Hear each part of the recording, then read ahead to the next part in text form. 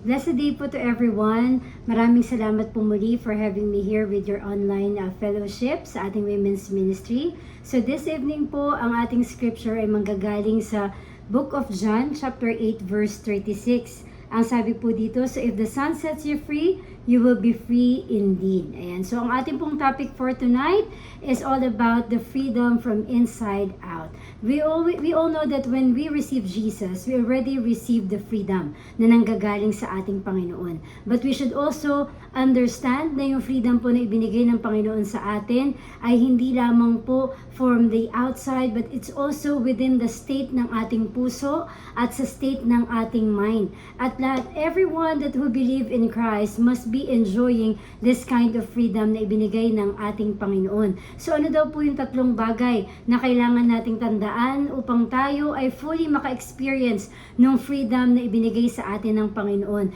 Always remember na yung freedom na ito, hindi ito pinagdamot ng Diyos sa atin, so we should enjoy yung freedom na ibinigay at niregalo sa atin ng ating Diyos na buhay. So there are 3 things that we should remember para tayo po ay tunay na makaranas at ma-enjoy natin ang ating freedom from Christ. Number 1, we need to surrender to God. Meaning to say, you need to let go yung sarili mong control sa buhay mo, and you have to surrender your life to God. Lagi po nating tatandaan na yung power ng freedom na binigay sa atin ng Panginoon is not only the freedom sa nakaraan, but it's also the freedom from the power of sin, the power of fear, and even the power of darkness in our lives. Simula po nung tayo ay binigyan at biniyayaan ng ating Diyos ng kalayaan. Tayo rin po ay binigyan niya ng kalayaan pagdating sa kasalanan, sa takot, at maging sa dilim ng buhay. Kaya kapatid, if you really want to experience the freedom from Christ, you need to surrender your life to God.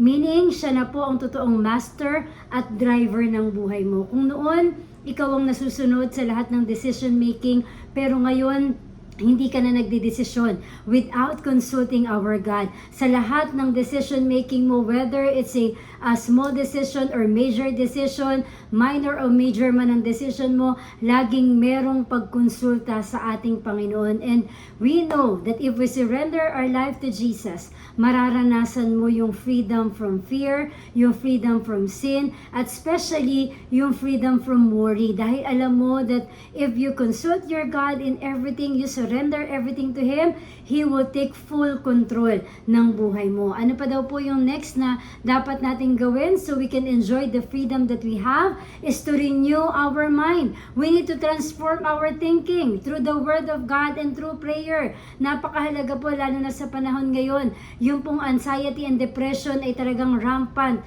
sa mundong ito, sa ating paligid. So for us to battle and combat those kind of spirit, para hindi tayo mapigilan na ma-enjoy yung freedom na meron tayo, always renew your mind through the Word of God. Hindi dapat natatapos ang araw mo nang hindi ka nagbabasa ng salita ng Panginoon. And always remember that through the Word of God and through prayer, nararanasan natin yung kalayaan na nagmumula sa Panginoon. Instead, na ginagawa ng kalaban at ng mundong ito ay punuin at mag-inject ng kung ano-anong maling kaisipan sa iyong mind. But if you will just renew your mind through the Word of God and through prayer, nararanasan mo yung freedom na nanggagaling sa Panginoon. Especially yung freedom o yung kalayaan sa mga anxiety and worries ng buhay na ito. Especially po sa mga kananayan, alam natin na tayo po ang unang kinakalaban o talagang tayo ang unang binibigyan ng diablo ng isipin, ng worries. But if you will continue to renew your mind every single day, nagbibigay at nagkakaroon ng kalayaan ang buhay mo for those worries. Nawawala ng power yung worries sa buhay mo. And last but not the least, you need to live in obedience. Walk in obedience to God and His commands and His principle. Kapag po tayo ay lumalakad ng may katwiran sa Panginoon, nararanasan mo yung kalayaan. No oppression has power in your life. Yung oppression ng diablo, yung accusation ng kalaban, nawawala ng pangil, nawawala ng kapangyarihan sa buhay mo, at ang tanging nagkakaroon sa iyo ay yung kalayaan na ikaw ay mabuhay ng merong katuwiran sa paningin at sa harapan ng ating Panginoon. And always remember po, kapag tayo ay nabubuhay in obedience sa ating Panginoon, laging nandoon yung peace sa heart natin. Hindi ka kinakabahan kahit na may nangyayaring hindi kaaya-aya, kahit na may problemang dumating,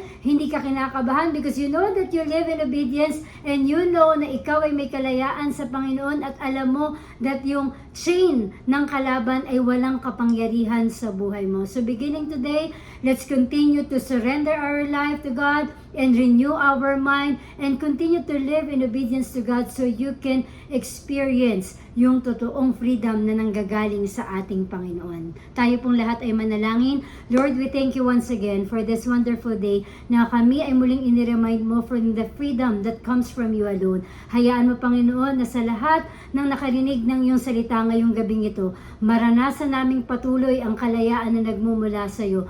Continue to transform us, O God, na naaayon sa iyong kalooban at higit sa lahat, Panginoon, renew our mind and continue, O Lord, na kami ay mag-surrender at mag-submit sa lahat ng nais mo. Maraming salamat, Lord. We entrust to you our life, our family, and this is our faith declaration that Satan has no power over our family, over our resources, over our life, and even to our ministry. Yung kalayaan na nagmumula sa iyo, yun lamang ang patuloy na magwawagi sa aming buhay. We give you praise and honor. In Jesus' name we pray. Amen and amen. God bless you all po and thank you so much. To God be all the glory.